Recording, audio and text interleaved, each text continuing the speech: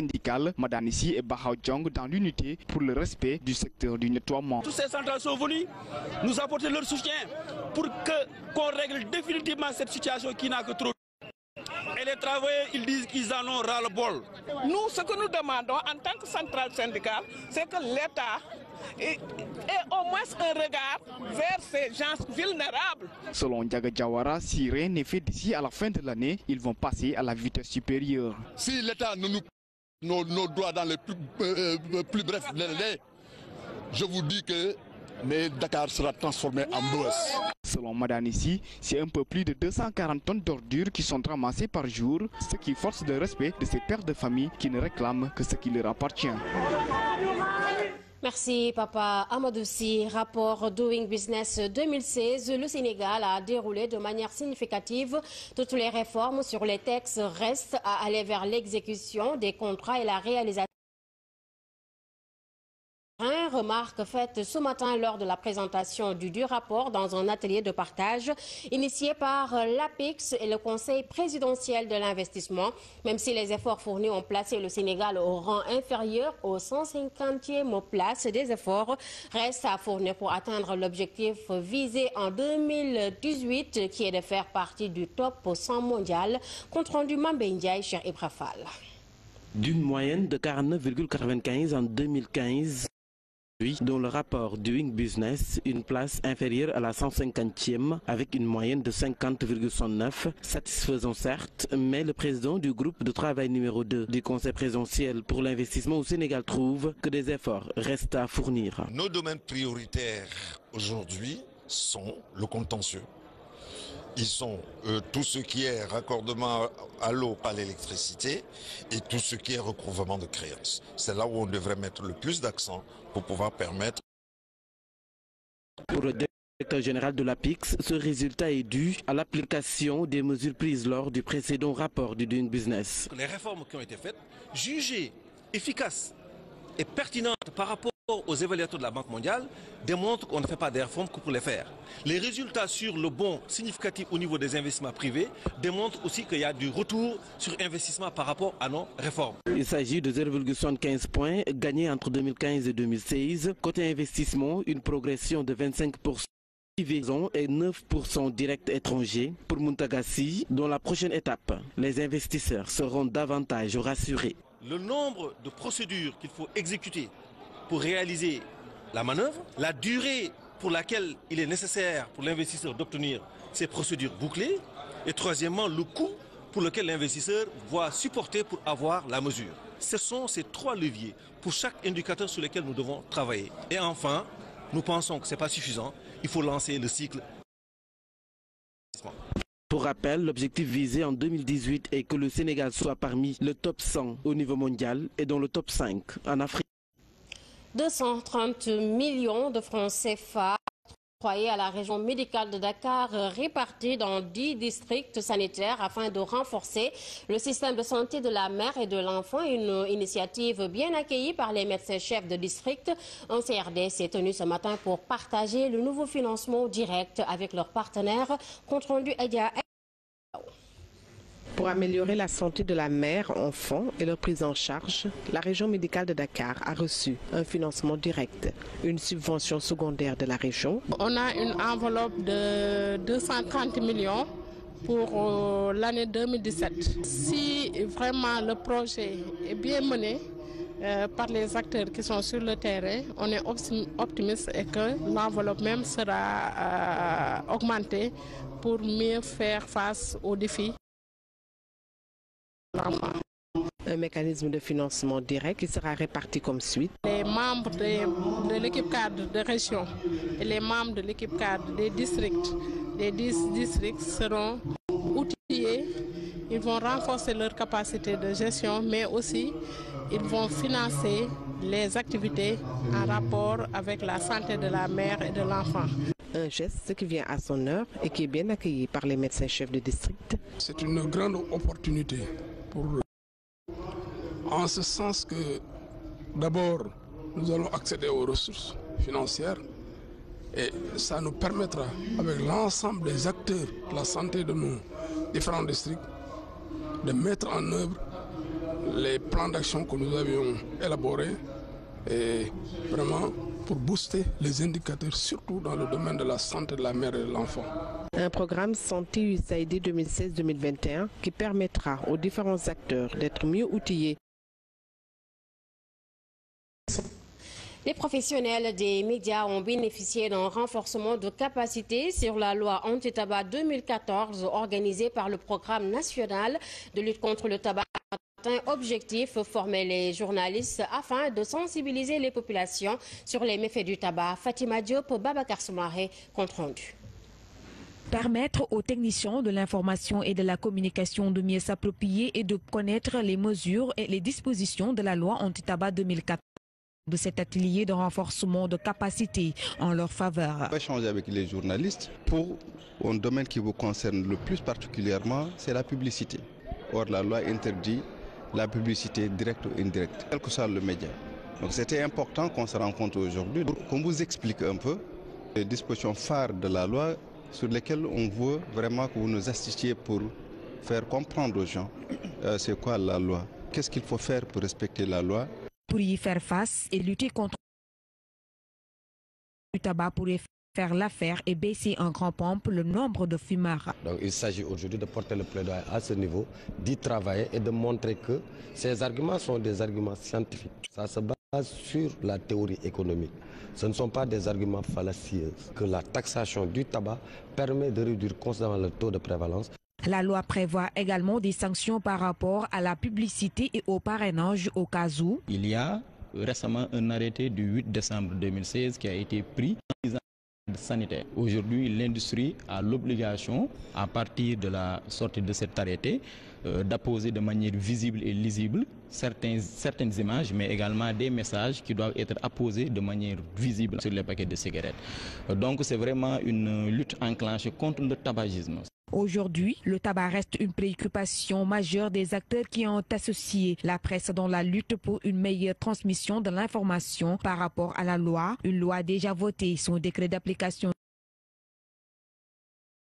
avec des sanctions lourdes prévues par la législation. Merci Fatima Diop. Je vous l'annonçais dans les titres. Accident de la circulation, viol, meurtre.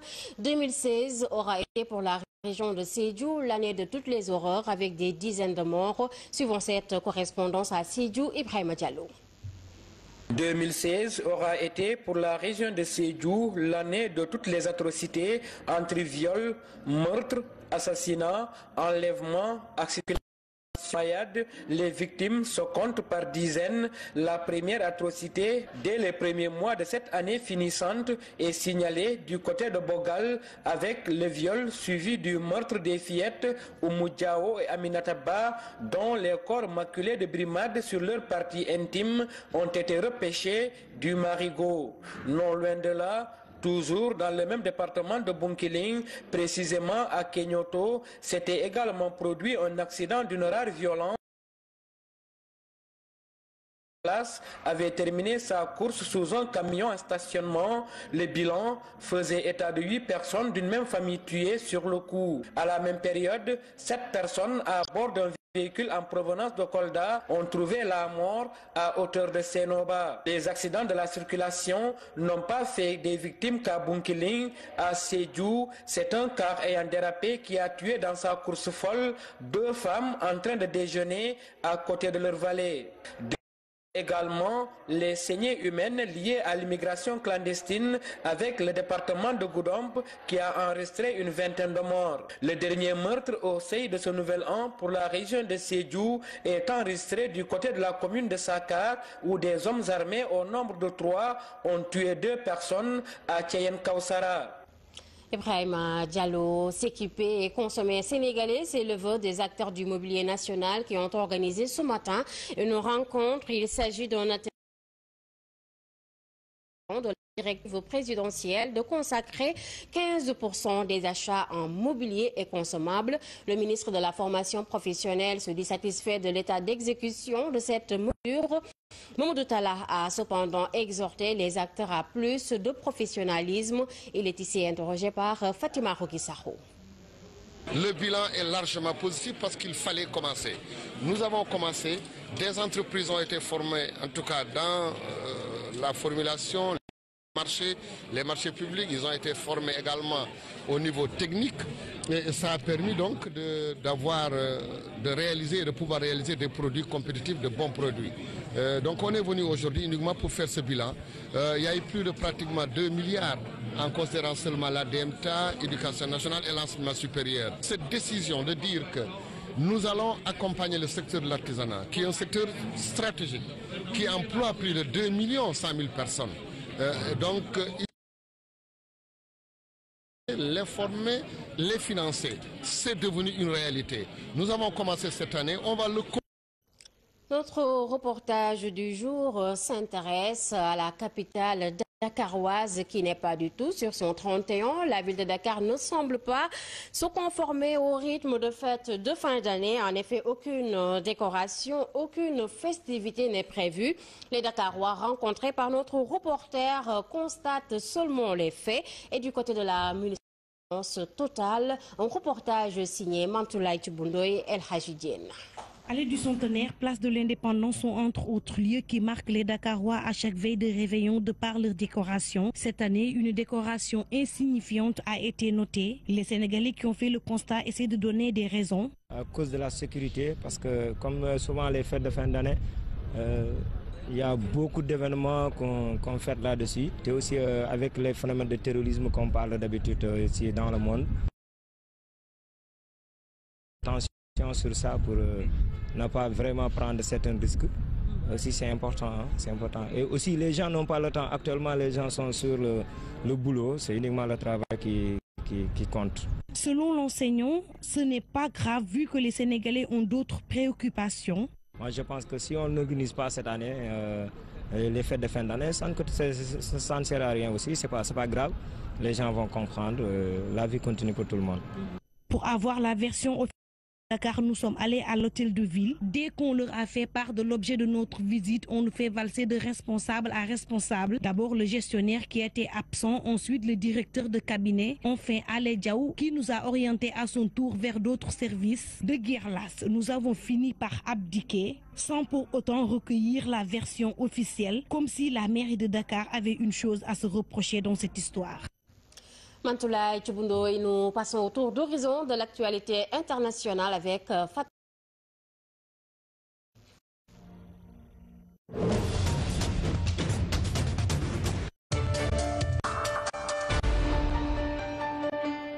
Au Nigeria, le chef de Boko Haram, Abubakar Shekau, a diffusé ce jeudi une nouvelle vidéo dans laquelle il conteste les affirmations du gouvernement nigérien selon lesquelles le groupe djihadiste a été chassé de la forêt de Sambisa, un de ses derniers bastions dans le nord-est du pays. Dans la vidéo, il déclare ceci: nous sommes en sécurité. C'est de nulle part et les tactiques et les stratégies ne peuvent pas révéler notre position sauf si Allah le veut, a déclaré Seko, entouré de combattants cagoulés et armés dans une vidéo de 25 minutes. Le Tunisien de 40 ans interpellé en Allemagne dans l'enquête sur l'attentat au camion bélier commis à Berlin a été mis hors de cause et libéré, a annoncé ce jeudi une porte-parole du parquet fédéral. La suite des investigations a montré que le possible contact Kanis Amri, Tunisien de 24 ans, considéré par les autorités allemandes comme l'auteur de l'attentat et tué vendredi dernier en Italie. En Turquie, des avions russes ont bombardé dans la nuit de mercredi à jeudi des cibles du groupe État islamique dans le secteur sud d'Al-Bab, bastion djihadiste que des rebelles syriens appuyés par Ankara tentent de prendre. L'annonce de ces bombardements russes, les premiers connus sur Al-Bab, sur un accord de cessez-le-feu imminent en Syrie, négocié par Moscou et Ankara. Le point sport, c'est tout de suite avec Adja Biteye.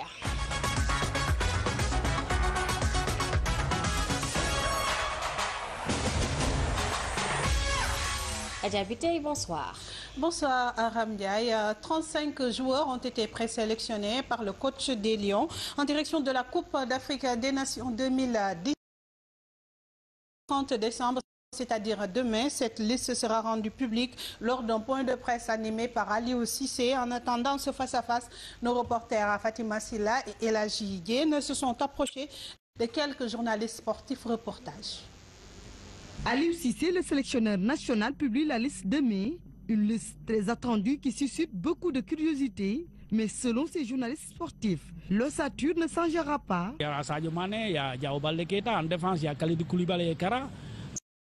Kanagé et Cheikhou Kouyaté, forcément c'est les mêmes, les gens qui étaient un peu l'ossature qu'il avait utilisée lors des éliminatoires. Les Lions bien cotés avant la compétition tombent souvent au premier tour. Aujourd'hui, l'objectif est de franchir le gap. Il ne faudrait pas oublier que depuis 2008, le Sénégal n'a pas franchi le premier tour. Donc il faudrait mettre en place une sélection nationale capable d'aller relever ce premier défi. Si Malal s'attend à des surprises, Salif évoque plutôt des retours. Je suis convaincu qu'Aliou ira à la Coupe d'Afrique avec au moins un...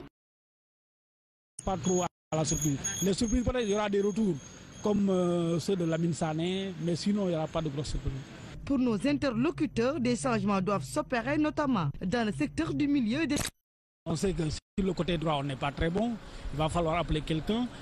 Au niveau de l'axe central, on sait que Kalidou Koulibaly vient d'une blessure. C'est vrai qu'il est rétabli, Kara aussi vient d'une blessure. Mais bon, peut-être il va amener un autre nouveau. Les gens pensent à Lamine Sané, par exemple. C'est sur les côtés en défense que l'on peut voir peut-être des changements. Et au milieu...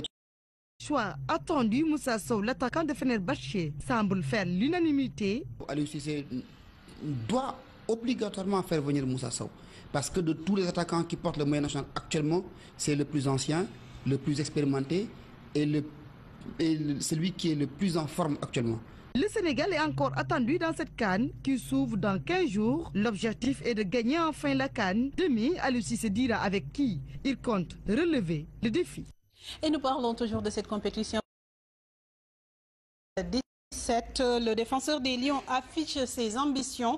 Se qualifier au second tour de ce tournoi reste l'objectif pour Kara Mbodj. Avant d'appréhender la suite, le joueur d'Anderlecht sollicite les prières des Sénégalais en direction de la 31e édition de cette Coupe d'Afrique des Nations. Il est interrogé par Papadji. Ce n'est pas donné à n'importe qui d'avoir la chance de défendre les couleurs du Sénégal. On va aller pour défendre les couleurs de ce pays. Et comme j'ai l'habitude de le dire, Inch'Allah, on est conscient. À tout, Inch'Allah, à chaque sortie de moi et le maillot national, de montrer vraiment qu'on est des lions. Après le reste, on le laisse entre les mains de Dieu. Mais ce que je peux assurer, c'est que nous joueurs, on est conscients parce qu'on a fait une Coupe d'Afrique la moitié de l'équipe. Donc c'était une première et qu'on a beaucoup appris. Donc là, on sait que ça ne va pas être facile du tout. Mais de toute façon, on va bien se préparer pour être prêt le jour J, Inch'Allah. Premier au classement FIFA, quel est l'objectif pour Gabon 2017? De sortir premier tour. Parce que je pense que ça fait des années. Premier tour. Et après, comme toute équipe, d'aller le plus loin possible. Donc. Nous restons avec Kara Mbodj qui œuvre dans le social. L'international sénégalais a appuyé la maison d'arrêt et de correction de Mbour, la pouponnière Vivre Ensemble de la localité. Plus de détails avec Papadji. Kara Mbodj a réitéré son acte de bienfaisance envers la prison et la pouponnière de Mbour. Depuis 3 ans, l'international soutient les démunis, notamment ceux qui sont privés de liberté et les membres de la pouponnière. Cette année encore, il a tenu sa promesse en aux prisonniers, un engagement pris l'année écoulée au cours de son passage. Comme on a l'habitude de le faire, je pense que c'est la 3e fois et que l'année passée, quand je suis parti à la maison d'arrêt de Mbour, j'avais donné ma parole parce qu'il m'avait sollicité, il manquait des matelas et tout, donc vu que j'avais donné ma parole, je voulais respecter ma parole, raison pour laquelle je l'ai fait, Dieu merci, vivre ensemble comme je l'ai dit l'année passée. De toute façon, c'est un devoir, tu vois, et que je pense que je lance un appel toujours à ceux qui ont les moins, aux enfants surtout, tu vois, parce qu'ils sont l'avenir de demain. Ben, je ne suis pas le seul à le faire aussi, il faut reconnaître. Cet acte humanitaire est bien apprécié par les bénéficiaires et les autorités en charge de cette structure.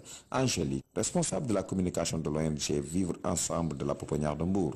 Nous sommes très reconnaissants aujourd'hui à Kara. Il vient régulièrement, il nous aide beaucoup. Grâce à vous, ce mois-ci, on aura moins besoin d'acheter de couches, d'acheter de lait. Ça nous fait vraiment plaisir et surtout ça aide de vivre ensemble. Comme vous le savez, on a besoin ici et assumer leurs besoins quotidiens, c'est assez difficile. Donc on vous remercie vraiment. Et tous les 2 mois, nous avons 2 millions de factures d'eau. Rendez-vous au donné l'année prochaine pour d'autres actes plus salutaires. Merci Papa Dieye. Nous parlons toujours de cette Coupe d'Afrique des Nations. La Côte d'Ivoire à la conquête d'une nouvelle étoile qui va garnir la tunique vert, blanche, orange floquée d'une tête d'éléphant. Après le sacre de la 30e édition équato-guinéenne, ce pays d'Afrique son titre continental, une opération qui risque d'être compliquée mais pas impossible puisque cette équipe dispose d'un effectif remarquable, n'est-ce pas président Lamine Gueye? La sélection ivoirienne se présente au Gabon pour défendre son titre acquis il y a 2 ans en Guinée équatoriale voisine. Le deuxième titre de leur palmarès après celui de Dakar en 1992 face au même adversaire, le Ghana, qui à chaque fois s'est incliné au tir au but. Mais cette 31e édition n'a pas eu de plaisir pour les éléphants, logés dans un groupe C considéré comme un groupe difficile. La Côte d'Ivoire débute d'abord par le Togo de l'inamovible Claude Leroy. Ce sera le 16 janvier à OM, avant de croiser le Maroc et la RDC, des adversaires encore plus coriaces. Mais les éléphants ont de la ressource. Michel Dusseyer, qui a succédé à Hervé Renard, qui est passé entre-temps sélectionneur du Maroc, a publié sa pré-liste composée de 24 jours. On retrouve avec même quelques défections et pas des moindres. Le capitaine Yaya Touré de Manchester City qui a fait une croix sur la sélection après la CAN. Gervinho qui avait hérité du brassard a dû renoncer pour blessure. Aujourd'hui, Sirédié est chargé de conduire les troupes. Les éléphants n'ont pas de souci à se faire, puisque dans leur groupe, on y retrouve et la qualité et le talent nécessaires pour justement garder ce titre. Et puis on termine avec la Ligue 1, la 8e journée après-midi avec cette rencontre. Niaritali Teungueth FC a sanctionné par une large victoire des Galactiques 5-1 face au Poulain de Moustapha Seck et puis Stade de Mbour-Diambar. Le derby de la Petite Côte a débouché sur un score nul et vierge à suivre demain en première heure Douane Uzo et Gorée Linguère au Stade Demba Diop, Niambour Génération Foot, Guédiawaye FC, Mbour Petite Côte et Casa Sport Jaraaf Aram. Merci Adja Biteye. C'est fini pour ce 19h45 au nom des équipes techniques et de la transmission de l'information par rapport à la loi, une loi déjà votée, son décret d'application avec des sanctions lourdes prévues par la législation. Merci Fatima Diop. Je vous l'annonçais dans les titres. Accident de la circulation, viol, meurtre. 2016 aura été pour la région de Sédhiou l'année de toutes les horreurs avec des dizaines de morts. Suivant cette correspondance à Sédhiou, Ibrahima Diallo. 2016 aura été pour la région de Sédhiou l'année de toutes les atrocités entre viol, meurtre, assassinat, enlèvement, accident. Les victimes se comptent par dizaines. La première atrocité dès les premiers mois de cette année finissante est signalée du côté de Bogal avec le viol suivi du meurtre des fillettes Oumou Diao et Aminata Ba, dont les corps maculés de brimades sur leur partie intime ont été repêchés du Marigot. Non loin de là, toujours dans le même département de Bunkiling, précisément à Kenyoto, s'était également produit un accident d'une rare violence. Avait terminé sa course sous un camion en stationnement. Le bilan faisait état de 8 personnes d'une même famille tuées sur le coup. À la même période, 7 personnes à bord d'un véhicule en provenance de Kolda ont trouvé la mort à hauteur de Senoba. Les accidents de la circulation n'ont pas fait des victimes qu'à Bunkiling. À Sédhiou, c'est un car ayant dérapé qui a tué dans sa course folle 2 femmes en train de déjeuner à côté de leur valet. Également, les saignées humaines liées à l'immigration clandestine avec le département de Goudomp qui a enregistré une vingtaine de lutte contre le tabac. Objectif, former les journalistes afin de sensibiliser les populations sur les méfaits du tabac. Fatima Diop, Babacar Soumaré, compte rendu. Permettre aux techniciens de l'information et de la communication de mieux s'approprier et de connaître les mesures et les dispositions de la loi anti-tabac 2004.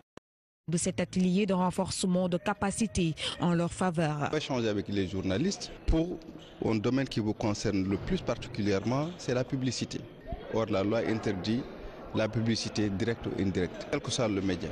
Donc c'était important qu'on se rencontre aujourd'hui pour qu'on vous explique un peu les dispositions phares de la loi sur lesquels on veut vraiment que vous nous assistiez pour faire comprendre aux gens c'est quoi la loi, qu'est-ce qu'il faut faire pour respecter la loi. Pour y faire face et lutter contre le tabac pourrait faire l'affaire et baisser en grand pompe le nombre de fumeurs. Donc il s'agit aujourd'hui de porter le plaidoyer à ce niveau, d'y travailler et de montrer que ces arguments sont des arguments scientifiques. Ça se base sur la théorie économique. Ce ne sont pas des arguments fallacieux, que la taxation du tabac permet de réduire constamment le taux de prévalence. La loi prévoit également des sanctions par rapport à la publicité et au parrainage au cas où. Il y a récemment un arrêté du 8 décembre 2016 qui a été pris sanitaire. Aujourd'hui, l'industrie a l'obligation, à partir de la sortie de cet arrêté, d'apposer de manière visible et lisible certaines images, mais également des messages qui doivent être apposés de manière visible sur les paquets de cigarettes. Donc c'est vraiment une lutte enclenchée contre le tabagisme. Aujourd'hui, le tabac reste une préoccupation majeure des acteurs qui ont associé la presse dans la lutte pour une meilleure transition syndicale. Madanissi et Bahaodjong dans l'unité pour le respect du secteur du nettoiement. Toutes ces centrales sont venues nous apporter leur soutien pour qu'on règle définitivement cette situation qui n'a que trop. Et les travailleurs, ils disent qu'ils en ont ras-le-bol.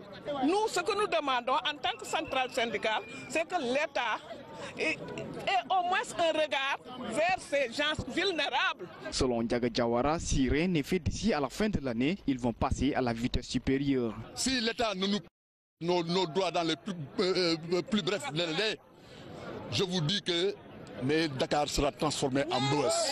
Selon Madanissi, c'est un peu plus de 240 tonnes d'ordures qui sont ramassées par jour, ce qui force le respect de ces pères de famille qui ne réclament que ce qui leur appartient.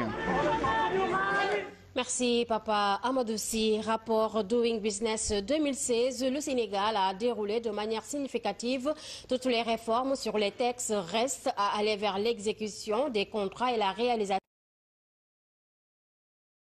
Remarque faite ce matin lors de la présentation du rapport dans un atelier de partage initié par l'APIX et le Conseil présidentiel de l'investissement. Même si les efforts fournis ont placé le Sénégal au rang inférieur aux 150e place, des efforts restent à fournir pour atteindre l'objectif visé en 2018 qui est de faire partie du top 100 mondial. Compte rendu Mambé Ndiaye, cher Ibra Fall. D'une moyenne de 49,95 en 2015, dans le rapport Doing Business, une place inférieure à la 150e avec une moyenne de 50,69, satisfaisant certes, mais le président du groupe de travail numéro 2 du Conseil présidentiel pour l'investissement au Sénégal trouve que des efforts restent à fournir. Nos domaines prioritaires aujourd'hui sont le contentieux. Ils sont tout ce qui est raccordement à l'eau, à l'électricité et tout ce qui est recouvrement de créances. C'est là où on devrait mettre le plus d'accent pour pouvoir permettre. Pour le directeur général de l'APIX, ce résultat est dû à l'application des mesures prises lors du précédent rapport du Doing Business. Les réformes qui ont été faites, jugées efficaces et pertinentes par rapport aux évaluateurs de la Banque mondiale, démontrent qu'on ne fait pas des réformes que pour les faire. Les résultats sur le bond significatif au niveau des investissements privés démontrent aussi qu'il y a du retour sur investissement par rapport à nos réformes. Il s'agit de 0,75 points gagnés entre 2015 et 2016. Côté investissement, une progression de 25%. Et 9% direct étranger pour Muntagassi. Dans la prochaine étape, les investisseurs seront davantage rassurés. Le nombre de procédures qu'il faut exécuter pour réaliser la manœuvre, la durée pour laquelle il est nécessaire pour l'investisseur d'obtenir ces procédures bouclées, et troisièmement, le coût pour lequel l'investisseur va supporter pour avoir la mesure. Ce sont ces trois leviers pour chaque indicateur sur lequel nous devons travailler. Et enfin, nous pensons que ce n'est pas suffisant, il faut lancer le cycle. Pour rappel, l'objectif visé en 2018 est que le Sénégal soit parmi le top 100 au niveau mondial et dans le top 5 en Afrique. 230 millions de francs CFA octroyés à la région médicale de Dakar répartis dans 10 districts sanitaires afin de renforcer le système de santé de la mère et de l'enfant. Une initiative bien accueillie par les médecins-chefs de district. Un CRD s'est tenu ce matin pour partager le nouveau financement direct avec leurs partenaires. Compte rendu Edia. Pour améliorer la santé de la mère, enfant et leur prise en charge, la région médicale de Dakar a reçu un financement direct, une subvention secondaire de la région. On a une enveloppe de 230 millions pour l'année 2017. Si vraiment le projet est bien mené par les acteurs qui sont sur le terrain, on est optimiste et que l'enveloppe même sera augmentée pour mieux faire face aux défis. Un mécanisme de financement direct qui sera réparti comme suit. Les membres de l'équipe cadre de région et les membres de l'équipe cadre des districts, les 10 districts seront outillés.